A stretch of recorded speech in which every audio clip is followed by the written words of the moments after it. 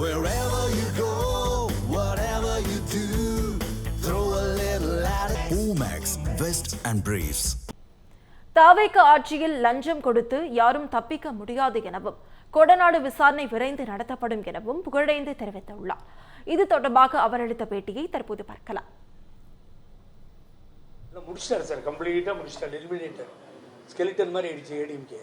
ஆகவே அவர் கையிலிருந்து வேலுமணி எடுத்து நடத்துவதற்கு தகுதி வாய்ந்தவர், அதில் எந்தவித மாற்று கருத்தும் இல்லை.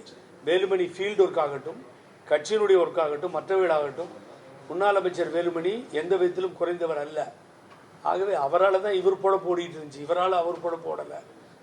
நான் பர்சனலாக அந்த இன்ட்ரெஸ்ட் எடுத்து முதல்வரிடத்தில் மனு கொடுப்பேன், அந்த கட்சியின் பொதுச்செயலாளர் ஆனந்திடத்திலும் சொல்லுவேன், முதல்வர் மாண்புமிகு அமைச்சரிடத்தில் கொடநாடு விரைவில் விசாரிக்கப்படும்.